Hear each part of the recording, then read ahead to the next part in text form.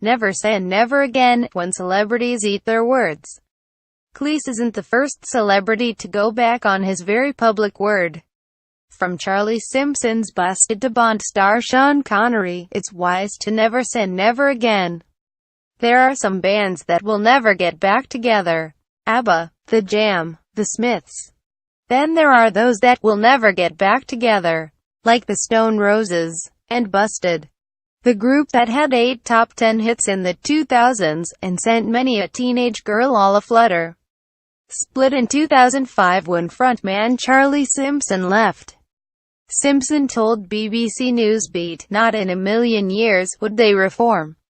But some 999,990 years before that date, Simpson announced they were getting back together after all. Speaking at the time of their reunion in November 2015, Simpson said, "I reckon I said it 20 more times than that, privately and publicly. And I meant it every single time.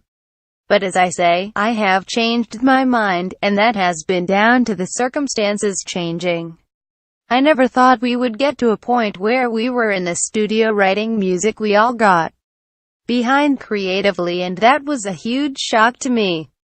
The band played UK arenas in 2016 with the aptly named Pigs Can Fly tour, when Ricky Gervais hosted the Golden Globe Awards in 2010. Offending half of Hollywood in the process, he told the relieved A-list audience, "It's okay folks, I won't be doing this again." But he returned the following year, and again in 2012, before announcing very publicly he would not be back. On his blog after the 2012 ceremony, the acerbic comic wrote, "I've told my agent to never let me be persuaded to do it again though. It's like a parachute jump. You can only really enjoy it in retrospect when you realize you didn't die, and it was quite an amazing thing to do." 4 years later, he headed back. Employing a good old British turn of phrase, Gervais tweeted, "It's a good job I'm drunk. Otherwise the thought of hosting the Golden Globes again would seem like a real pain in the ass." What do Whoopi Goldberg, Miley Cyrus, Amy Schumer, Chloe Sevigny and Ne-Yo have in common? They all should be living in Canada or Europe after vowing to leave the US if Donald Trump was elected president, but they're not.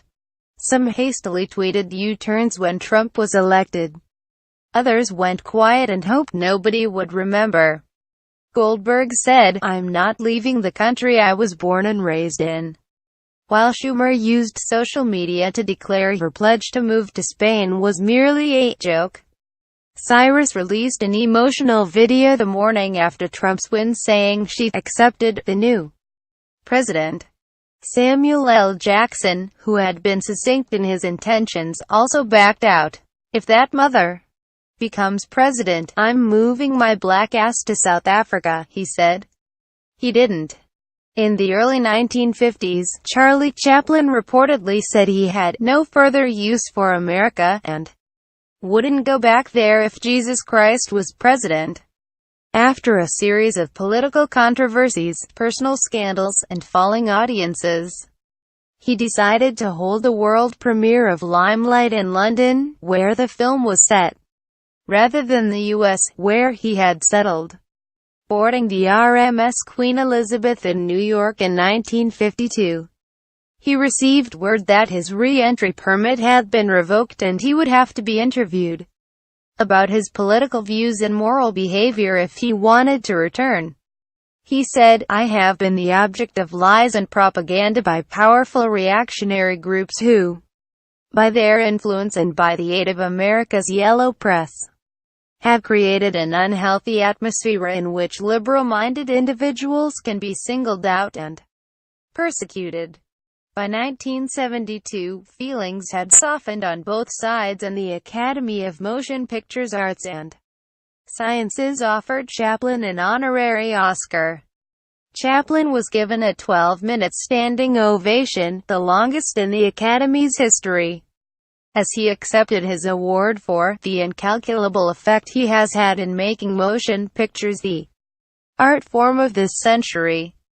Daniel Craig famously said he would rather slash my wrists than reprise his role as 007 fifth time. But The Sun reported last week he was ready to do a final Bond. It isn't confirmed, but the newspaper said film producer Barbara Broccoli had almost persuaded him to get back on board one last time.